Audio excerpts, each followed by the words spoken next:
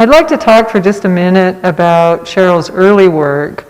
I do hope that you can come into the museum and see the work yourself. It's kind of hard to see behind the camera because we've had to keep the light levels very low. As most kids will do, they're working on low quality paper, and over time that paper degrades, and that's why the pictures are very dark and hard to see. But I do want to point out that both of these images, both of these pictures were done by Sheryl before he was 10 years old. And in particular, the one here of the farm implements and the car shows an amazing power of observation. Because I can tell you, as a person who draws, that trying to get the awkward juxtaposition of all these parts in these farm implements is a very, very difficult thing to do. And for a child to be simply looking and drawing those things is a remarkable accomplishment. In 1969, I had worked 10 years at the lumber mill at Columbia Falls, and painting on this side improved my work as much as I could. Which brings us to 1970, and at that time, Western art was becoming very popular through the state of Montana and here in Kalispell, the Flathead Valley. And I was very interested in that subject matter and pursued it at this time. Because of the popularity of the Western theme, also C.M. Russell had made it very popular through his great works. And at this time also, I had met East Powell, a successful Western artist painter who lived in Hungry Horse, the next town from Columbia Falls. He gave me encouragement and even promoted me somewhat into the people there in the valley. He said, "You need to see Sheryl Bodily's works." Of course, I was just a very young artist trying to learn. But at this time, I was able to discontinue my job at the lumber mill and go into the art field full time. And at the time too, I had a number of galleries, several here in Kalispell, and through the state of Montana who were handling my work.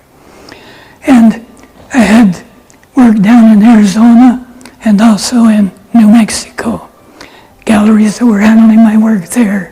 So when I go to Arizona to take work to the gallery, I'd see this beautiful scenery. This is an example of one area on the Navajo reservation. It's called Canyon de Chelly, and you can see the beauty of the scenery and also that I improved somewhat in my work. By this time, since we've mentioned the Western theme and its popularity, I was into the various Western subjects, cowboys, Indians, stagecoaches, as you see here. In fact, this was one of my more popular subjects in my painting career. At this time, too, I was going to the C.M. Russell art auction and show in Great Falls. That's a very competitive show. You have some great artists who participate in that. Anyhow, to get into it, you had to pass the jury. So you'd send in your work. For example, I'd send in a stagecoach painting. For a while, it seemed that if I always submitted a stagecoach painting, they would jury me in, and I'd be in the show. If I sent some other subject, they'd jury me out. But anyhow, it was very popular, and I sold a whole bunch of stagecoach paintings. We've divided the exhibit into two galleries, with the first one being Sheryl's early works up through the early 2000s. And on this wall, you see work dating from the 1980s all the way up through 2010 and 2012. And it's here that you really start to see a shift in Sheryl's style from the more illustrative work that he did primarily for the tourist market. You can see that he's learning as an artist, and he's really discovering a different style within himself that's coming out in his impressionistic, very impressionistic application of the paint. Living near Glacier Park is an artist's dream. So over the years, and I've been painting Glacier Park scenes probably for about 50 years now. And this is one example, Lake McDonald. My daughter had moved to Oregon. Anyhow, she was moving back to Colorado where they'd been before. She stopped at my place for about a week before going on to Colorado. So she and I went up to Abgar to enjoy the beautiful scenery of Lake McDonald and the mountains round about.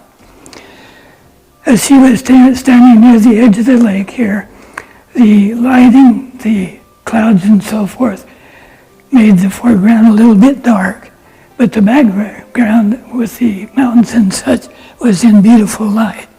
So I took a few photographs of her.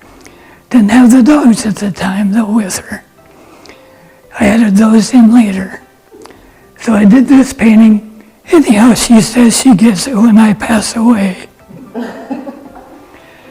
But painting scenery is one of my favorites to remember my uncle, who was a mentor for me. I did scenic paintings, and I admired his work so much. So the last pieces that I want to talk about briefly are these two, and mostly because this one right here is probably my favorite in the show. And the reason I tend to be more of an abstract lover than a pictorial lover. But what happens in Sheryl's late works is while the story in the picture is still important, and in this one called The Canyon Depths, there is a little figure right down there, but the figure becomes very incidental to the shape and the color and the edges, to the light and the interplay of the landscape and the light and the color and the shapes in the landscape. So it seems like, to my mind, Sheryl's work has progressed to a point where he could break out into abstraction any moment, and really just about has. It's not only very impressionistic, but it's bordering on that abstraction, where he's taken the shapes in the landscape and the colors apart and then put them back together in a very beguiling way. For the years that I've been painting, which are quite a few, my style has changed somewhat from the beginning to in between, with 4 or 5 decades going by. And also my subject matter, to an extent, has changed as well. And also how I approach the painting now. This is an example of one of my latest paintings. It's a scene down by Darby, Montana, past Hamilton. 2 summers ago, when I was heading for Idaho, going back to the Boise Valley where I was raised, I came upon this storm, and we were looking at the mountain Trapper's Peak there. The storm was coming, and it was quite an exceptional one. The clouds were very dark, but yet just beyond, the sun was shining brightly. So when I came to this scene, I jumped out of my vehicle and took a few shots.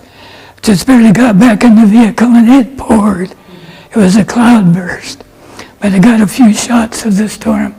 So a little later I did the painting with my approach now, which is a little bit different. The description the curator here at the Hockaday, Pat Roath, gave to it was expressive, gestural abstractions, which is a description which fascinates me.